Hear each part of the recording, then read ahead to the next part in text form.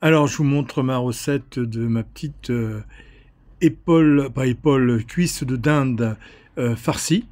Vous allez voir, cuit comme une cocotte, enfin papillote exactement, et ça donne quelque chose de très moelleux. Alors, vous prenez un oignon rouge, vous le hachez, voilà, vous le ciselez. Donc, vous voyez, vous coupez pas tout le trois quarts de l'oignon, vous gardez le bout, hop, vous enlevez en haut, en bas, jusque là, vous avez coupé, et vous émincez les petits carrés. Ça s'appelle, voilà, comme ceci, parfait, et vous hachez à la fin, et vous faites donc des oignons ciselés. On va mettre 3 belles gousses d'ail qu'on va hacher comme ça, grosso modo.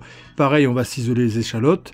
Donc 2 échalotes, 3-4 gousses d'ail, 2 oignons blancs et un oignon rouge pour la farce. N'oubliez pas de partager un maximum la vidéo, ce sera gentil, c'est avec ça que les vues et l'algorithme nous reconnaît. Donc je compte sur vous. Donc voilà, ça va être pour mettre dans la farce. On va prendre de la chair à saucisse après. Voilà, donc là on finit les échalotes et l'ail. Donc j'en mets beaucoup, hein. Vous avez vu, pour 250 grammes, je mets beaucoup d'oignons, beaucoup d'échalotes, beaucoup d'ail. Ça va donner vraiment du goût. Donc voilà, je mets dans mes 250 grammes de chair à saucisse, je mets tous mes oignons, mes ails et mes échalotes. Je poivre et je sale, bien évidemment. Donc vidéo un peu longue, hein, mais je vais vous montrer le maximum, hein. Je mets du paprika fumé, une grosse cuillère à café. Je mets de l'origan, je mets du basilic. Pareil, une grosse cuillère à café également pour donner du maximum de goût. Je mets un œuf, ça c'est pour tenir un peu la chapelure. Je mets des gants, vous pouvez le faire à la cuillère si vous voulez. Et on mélange bien toute notre farce.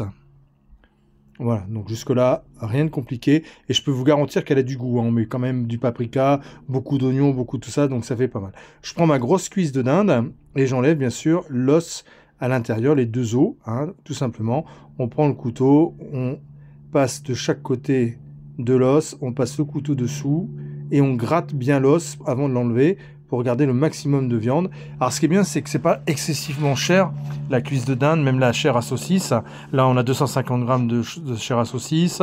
On a une belle cuisse de dinde qui nous revient à 5 € et des poussières.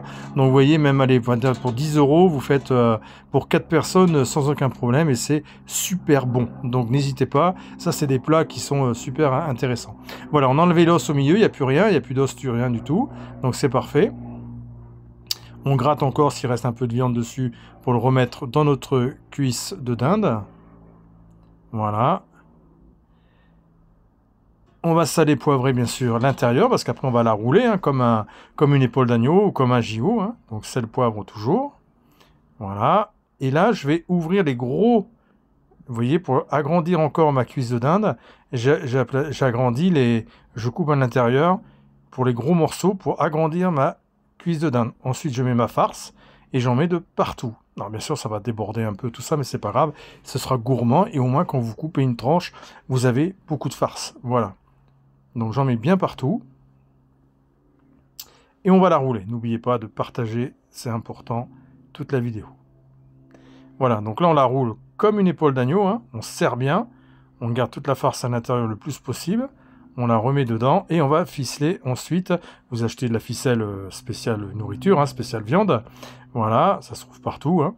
Et vous faites un premier nœud, hop, un deuxième nœud, vous serrez, hop, et vous en faites encore un autre pour bien tenir le premier nœud. Voilà.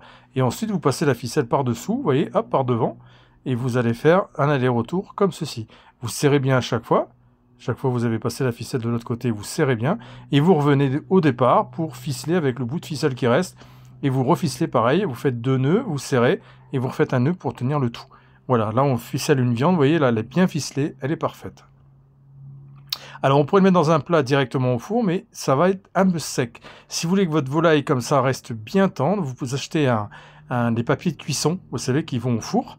Hein, ça c'est ce qu'on met les viandes dedans, vous en trouvez partout aussi.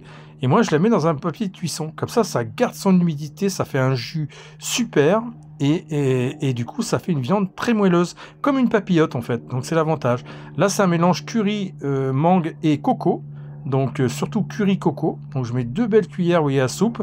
J'hésite pas. Je mets de ma belle huile d'olive maison. Voilà. Et là, je vais maintenant bien brasser tout ça, bien imbiber tout ça. Voilà. Et ensuite, je vais mettre mon four à 180 degrés et je vais le laisser une bonne demi-heure à 180 degrés. J'y mettrai quelques patates douces coupées en rondelles. Je vais y mettre quelques petites pommes de terre amandines pas trop grosses.